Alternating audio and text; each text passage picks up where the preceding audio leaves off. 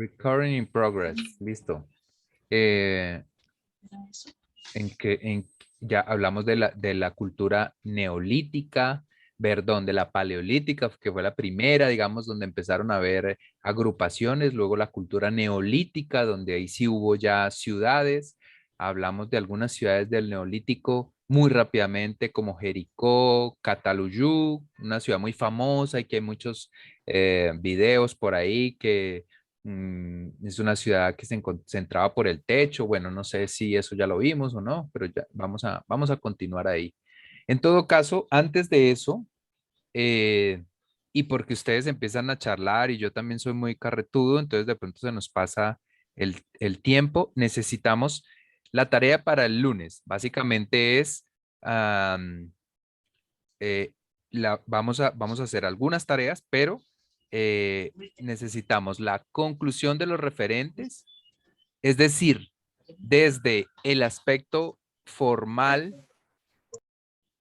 voy a, voy a, voy a verlo aquí, desde el aspecto formal, desde el aspecto funcional, desde el aspecto espacial y desde el usuario, las conclusiones de los referentes. Es decir, qué es interés, qué les aplica, qué les gusta, qué les interesa. Ay, perdón, y me faltó desde el aspecto conceptual. ¿Qué les interesa? ¿Qué van a utilizar? ¿Qué les parece útil? Desde cada uno de esos aspectos. En una diapositiva, en 10 diapositivas, como quieran. Eso tiene que ser, es como la conclusión, una otra conclusión una otra conclusión de los referentes. ¿Ok? Carlos, Señora, formal, formal, funcional, funcional, usuario, espacial, a espaciales. espacial desde el punto de vista del usuario y desde el concepto. Concepto. Listo.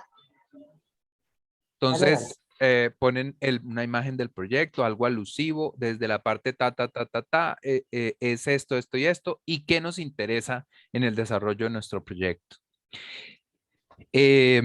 Después, necesitamos pensar, vamos a dedicarnos este fin de semana a pensar cuál es el concepto del proyecto. No vamos a hacer como hacíamos en primero, en segundo, tercero, cuarto, digamos el mapa conceptual y todo eso, no. Vamos a pensar el concepto del proyecto. El concepto del proyecto como lo quieran pensar, con digamos, con la dinámica que lo quieran afrontar. Si quieren que sea, algunos tienen, por ejemplo, tenían, en la vez pasada me dijeron, basados en un equipamiento educativo, ¿sí? Entonces, no sé, el concepto va a ser la educación, el centro del desarrollo, la educación, el tal. U otros pueden decir, no, vamos a reverdecer el espacio. Otros pueden ser, es más o menos como el título, como el nombre, como el objetivo del proyecto desde una perspectiva conceptual profunda, ¿sí? Nosotros en este caso, digamos que la forma es relativamente ah, eh, no es tan importante, ¿sí? Porque vamos a hacer una cuestión, la forma es un planteamiento, va a quedar planteada en altura, en geometría y ya. Lo que vamos a tener que proponer es una cuestión más, digamos, conceptual en términos de qué va a pasar con todo o para qué queremos todo eso que vamos a poner ahí, ¿no? Entonces no queremos que sea horizontal o que tenga muchas líneas o que tal no, o que sea una imagen muy contemporánea, tal, no. Vamos a hacer unos volúmenes muy sobrios, seguramente, paralelepípedos que van a quedar por ahí y listo. Lo que necesitamos es eh, conceptualmente pensar. Yo les recomiendo, y se me olvidó, y se me ha olvidado siempre decirlo, por ejemplo, les recomiendo leer sobre la Ringstraße. Ring es anillo, Straße es vía en Viena, Austria, la Ringstraße. Es un anillo que tiene el centro urbano. Eh, Les recomiendo leer sobre o buscar cosas sobre Alexanderplatz Eso es en Berlín. Potsdamer Platz, que también creo que es en Berlín, y Potsdamer Platz. Buscan y encuentran cualquier cantidad de información. Por ejemplo, em, reformas urbanas como el edificio Karl Marx Hof, eh, entre otros, son reformas urbanas. No, no busquen nada de Le Corbusier ni nada de eso, por más que los profesores amen a Le Corbusier y a su séquito de delincuentes del modernismo, no mentiras, y a los pensadores del modernismo que nos dejaron muchas cosas interesantes, pues no, realmente no es un urbanismo que vale la pena tener en cuenta, entre otras cosas porque solamente parte desde lo funcionalista. Entonces, acá queda la segregación. Entonces, acá queda el comercio, acá la vivienda, acá la industria, acá lo que tenemos en nuestro país, que es un urbanismo, un modernismo tardío. Es decir, eso ya pasó desde el mediados del siglo pasado y apenas lo estamos implementando, ¿no? Los usos del suelo. Entonces, aquí solo se puede esto, aquí esto y tal. Entonces, llegaron al extremo los modernistas de hacer Brasilia, ¿no? Entonces, aquí vivía la gente y entonces para ir a comprar pan tenían que coger el carro, tal, irse a la zona comercial y devolverse. Y tal. Por supuesto, la dinámica de la ciudad cambió eso y la señora puso la tienda y el señor puso la ferretería y tal, y eso fue cambiando. Pero esos eran los ideales del modernismo, además de la segregación socioeconómica, ¿no? Aquí vivían los ricos y por supuesto aquí los pobres, los que no eran tan ricos y los pobres se ubicaron donde pudieron en todo el contorno de Brasilia, lleno de las famosísimas y demasiado ponderadas, o sea, demasiado valoradas favelas, ¿no? Que parece que fuera algo chévere. No deja ingresar, dice Darío, pues que pida ingreso, no sé quién habla con él, pero no me da, o estará entrando a la del lunes, o quién sabe. Bueno, entonces, ahí les doy unas pistas de Potsdamer Platz, Alexanderplatz, la Ringstraße, Karlshof. eh, en París ha habido varias proyectos de tipo urbano contemporáneo. No estoy diciendo que vean la remodelación de Haussmann ni nada de eso, ¿no? En Londres también varios proyectos. En fin, eh, si sus referentes son suficientes, está bien. Si no, miren otros también más internacionales que hayan marcado, digamos, como hitos en el desarrollo. Después del Carlos, concepto, sí, señora. perdón, la renovación del edificio, ¿qué? Karl Marx. Karl Marx Hof, pero Karl Marx Hof, pero no es la renovación, es el edificio, o sea, Con F, no Hof, solo, sí, no es solo un edificio, sino, bueno, es viejo, eso, reformas urbanas, dijiste. sí, exacto, eso es una cosa vieja, ¿no? Y grande. Más vale el Potsdamer Platz, Alexanderplatz y todos los Platz que hay en Alemania y en Viena y por ahí, en los países de habla de ese idioma incomprensible que es el alemán. Después de eso, vamos a pensar en los diferentes elementos que conlleva el proyecto arquitectónico em, y vamos a tratar de siguiendo digamos, el concepto como eje central del proyecto, de introducir las vías, de zonificar, de generar tipologías de manzanas y de finalmente, digamos, proponer cuál es la morfología urbana que queremos, ¿sí? Eh, ahí vamos viendo, pero me voy adelantando pues para que vayan pensando en eso. ¿Qué significan lo de los elementos que tenemos que poner? Es decir, no solamente vamos a poner edificios, no solamente vamos a poner parques, no solamente vamos a poner equipamientos, sino que también vamos a tener que poner otra serie de amoblamiento que es muy importante y que muchas veces se deja de lado en los proyectos urbanos.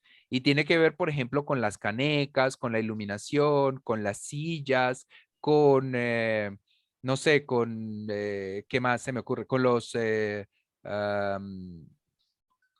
señalizaciones, bueno, un montón de cosas que vamos a trabajarlas como si fueran capas, ¿no? Como si fueran capas y mallas, y en esos puntos de encuentro vamos a ubicar las cosas.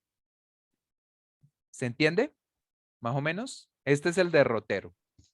Entonces, Otra pregunta. sí, sí, señora. Esto, Carlos, no sé, no entiendo esa parte. Nosotros vamos, no sé, por ejemplo, nosotros elegimos un lote. Nosotros vamos a tumbar todo lo que hay ahí y vamos a rehacer todo Si no hay, si hay algo si hay algo. y no vale la pena mm, recuperarlo o reconocerlo o introducirlo en el proyecto, lo podemos tumbar. Pero lo ideal sería, o sea, si hay algo es por una razón especial. La vez pasada veíamos un lote, y había una cosita ahí metida en el centro, de pronto ahí vale la pena quitarlo, ¿sí? Si no es una cosa que tenga mayor importancia. Eh, si no, pues digamos que podríamos coger el lote que está vacío o corrernos un poquito más para allá o algo así. Entonces eso lo vemos en cada lote. En cada lote Listo. decidiremos, pero sí puede ser o mantener algo que tenga un valor ah, histórico, técnico, tecnológico, patrimonial o funcional, es decir, que viva mucha gente, que esté organizado, que sea bonito, un valor estético. Bueno, en fin, se puede decidir dejar algunas cosas, tumbar otras o quitar todo lo que haya, pero que no sea pues todo el lote o medio lote, ¿no? Pedacito está construido, que porque quedó en el centro del lote, porque ahí hicieron unas casas ilegales o yo qué sé, cosas así.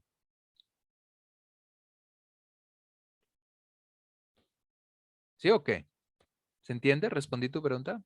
Sí, entendido. Ok. Gracias. Bueno, ¿alguna pregunta más? Lo primero, para no enredarlos, el concepto. Ya, vayan pensando todos, todos han estado conmigo y todos saben que para mí la arquitectura, el urbanismo y todo tiene que ver con el hecho de pensar, más que con el hecho de actuar. El actuar es un ejercicio posterior al pensar, al reflexionar, al analizar. Ya hemos hecho muchos análisis. Ahora vamos a pensar y vamos a proponer un concepto. Señor Daniel, el esclavo Carlos, de la me voy a petaca. ausentar un momentico. Bueno, pues señor Daniel Felipe, Permítame, no, que no sea gracias. mucho.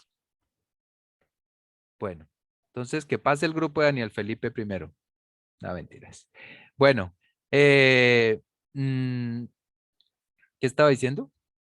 El concepto, sí. Entonces es el hecho de tener una idea sobre lo que va a pasar ahí. ¿De qué de cómo incrustamos esa idea, cómo la desarrollamos, cómo la soportamos? Pues tenemos muchos análisis ya realizados. Tenemos además un conocimiento del lugar. Tenemos además la problemática y una idea sobre lo que se va a hacer. Entonces, por ejemplo, como les decía, unos se van a centrar en la parte ambiental, otros se van entonces es buscarle como un nombre, como un concepto, como una idea de lo que va a pasar allí después o con la llegada de nuestro proyecto.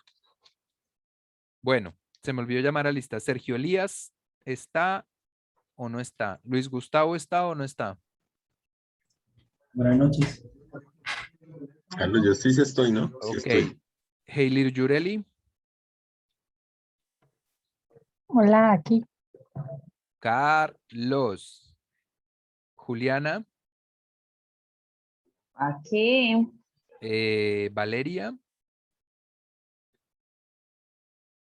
Yvonette,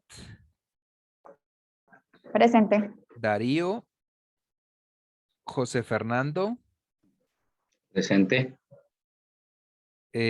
John Alexander,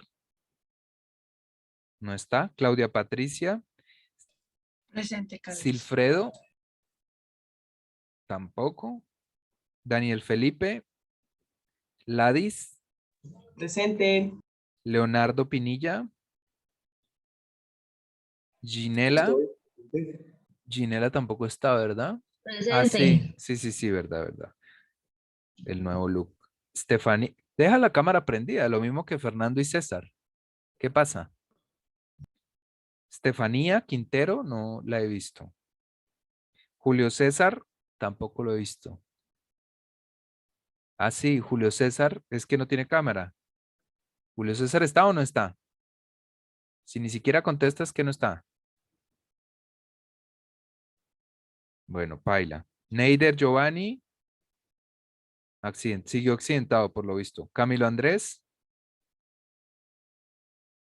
Dios mío, ¿qué pasó hoy? Laura. Presente. William. Buenas, Carlos. Iván. Tampoco. Bueno, listo. Ahora sí, entonces les voy a proyectar para que empiecen relajados y simplemente parando bolas.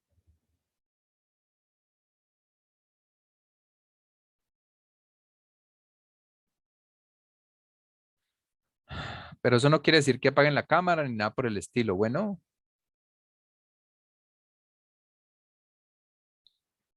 Ahí los estoy viendo en todo caso. Bueno, a César no, a Leonardo no, a William tampoco. ¿Qué es que se pase? Ya los veo. Ya. Falta César. Ah, pero César ni está. Bueno, están viendo, ya se proyectó. Entonces, como les decía, esto ya es... uy, me está tapando todo. Esto ya es... No, así me queda difícil. Bueno, esta es Cataluyú, la ciudad que les comentaba, que es en la que se caminaba por encima de los techos y bueno, hay muchos estudios sobre el tema, es una de las primeras ciudades, ya esto es en el Neolítico, digamos, 7000 años antes, eh, una aglomeración grande para la época. Y bueno, muchos más elementos que se han descubierto, como que enterraban a los muertos ahí en su propia vivienda, etcétera, que tiene que ver con lo que hablamos de la ¿qué? De la especialización de las funciones de la gente, entre otras.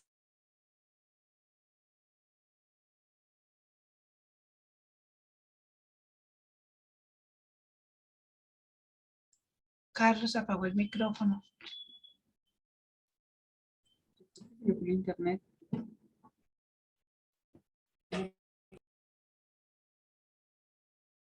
Carlos no está. Carlos se fue.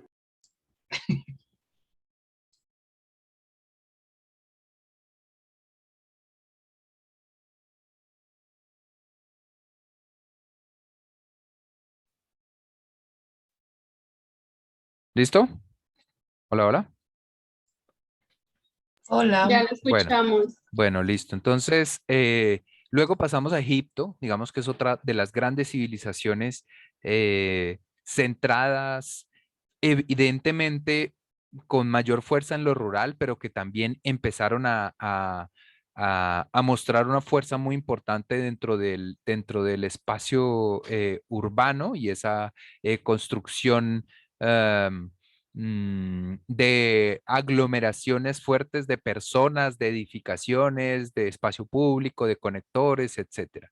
Luego la ciudad griega, que ya fue, digamos, como el culmen de la ciudad, una ciudad basada prácticamente en el espacio público, ¿no? Donde primero se fundaban los lugares públicos, los templos, los espacios de juegos, los espacios de diversión, los espacios de comunicación, de ágora, etcétera, ¿no? Entonces, y además en Grecia, las ciudades eran prácticamente los estados. Entonces, fue como el espacio donde, o el tiempo en el que la ciudad brilló por ser uno de los elementos donde se centraba y se conjuntaba toda la ciencia, la filosofía, el conocimiento humano. Posterior, pues, a la ciudad, bueno, muchas propuestas de ciudades utópicas nacieron allí, etcétera. Luego saltamos a la ciudad romana, digamos, con el poderío y con el auge de esta civilización que que tuvo una importancia suprema también. Se expandió, además, esta sí se expandió ya no como una ciudad-estado, sino como un imperio, ¿no? Entonces, prácticamente dominó todo el mundo conocido, ¿no? Toda Europa, el norte de África, parte de Asia o Eurasia, por lo menos. Entonces, aquí ya la ciudad o las ciudades, todas tenían un tributo, tenían una cierta dependencia de la centralidad, ¿no? De la ciudad actual de Roma o de Italia, digamos.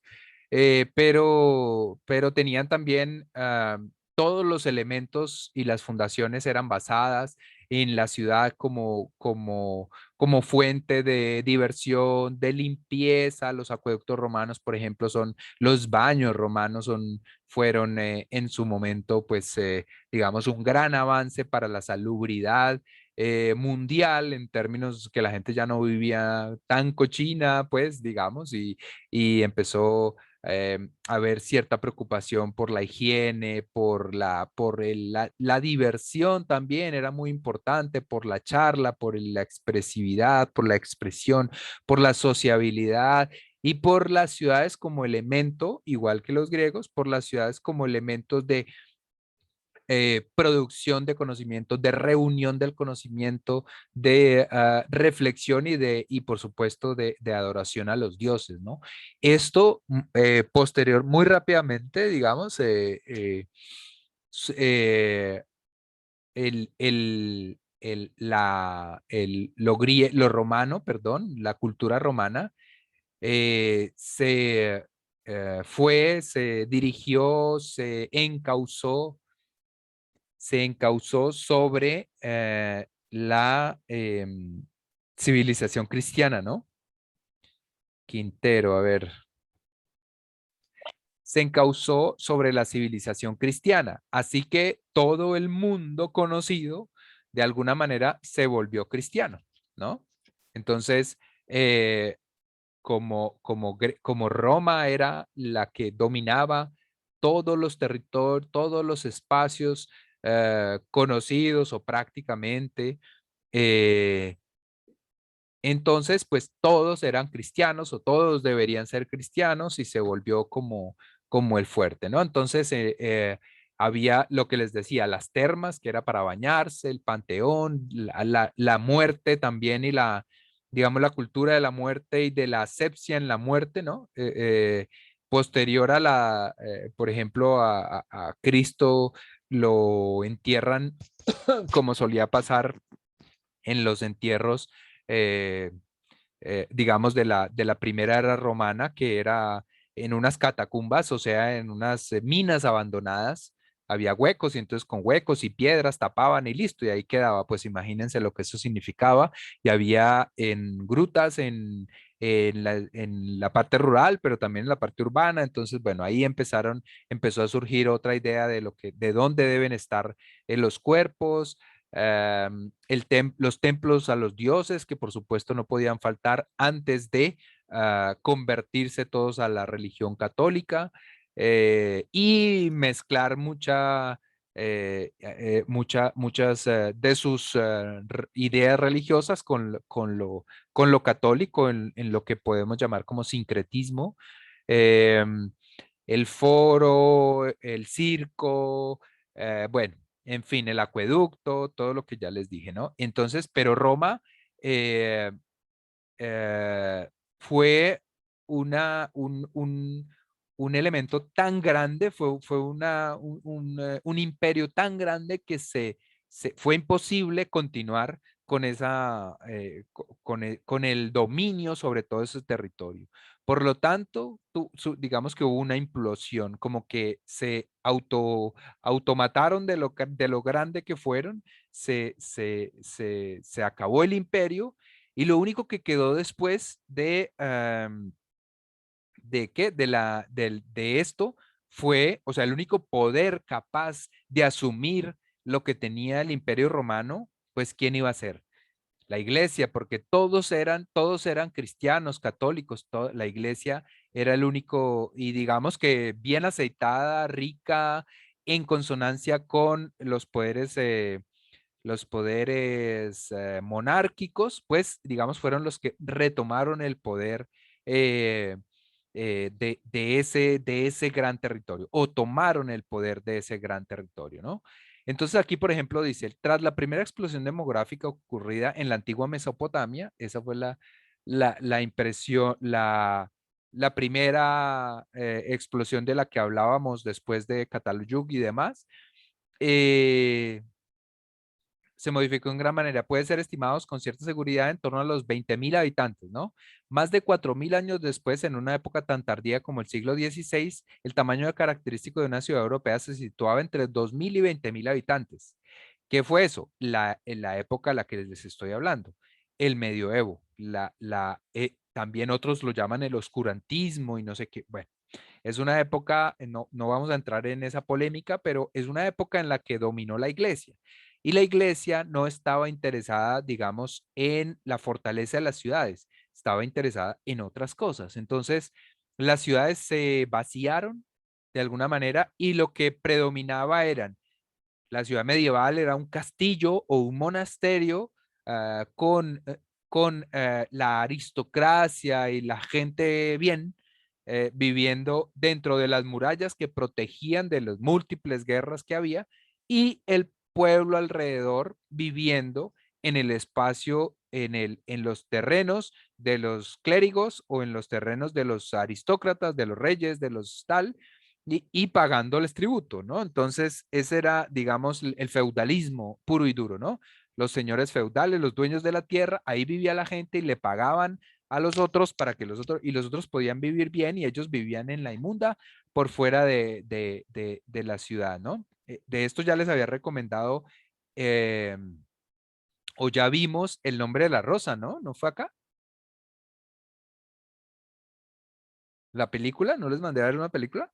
Ah, no, la película que vimos fue Blade Runner. Eh, vivían pues en condiciones, y entonces la ciudad, pues digamos que eran esos pequeños espacios y las pequeñas aglomeraciones alrededor, pero volvió a ser todo muy rural, ¿sí? Hasta el Renacimiento, pero el Renacimiento no fue de un día para otro. Por eso para mí digamos, ese tema de oscurantismo en la época medieval es muy relativa. Pues esa fue la preparación, ahí fue donde se fue pensando la realidad que reconocemos como Renacimiento, que sí que surgió en el siglo XVII o en el siglo XVIII, pues muchos años de ese tipo de vida feudal y demás, pero es que esas digamos que el ser humano en su historia ha ido cambiando las dinámicas de modificación de sus actividades y de su sociedad. Hoy en día es muy rápido, ¿no? Pasamos de una cosa a otra rápido, pero antes eran muchos años, cientos de años para que surgiera el Renacimiento, que es, digamos, decir, no es que la iglesia ya no, pero sí decir, bueno, la iglesia bien y todo, pero tenemos que pararle bolas también a los que estamos acá, tenemos que entender el mundo, el arte ya no solamente es para pintar a Dios y para pintar a los reyes, sino que todo el mundo importa y empiezan a estudiar la ciencia, empieza digamos, a retomarse con mayor fuerza, pero no quiere decir que en el medioevo no haya pasado. El medioevo fue el caldo de cultivo de todo, de nosotros, de todo lo que somos, ¿no? Fueron muchos años eh, pensando en cosas que fueron, digamos, explotando hasta la ciudad del Renacimiento. Ivonne Berus. Carlos, queda un minuto, se va a cerrar. Ah, vale, listo. Bueno, ya nos vemos entonces. 2 minutos los vuelvo a convocar. Chao.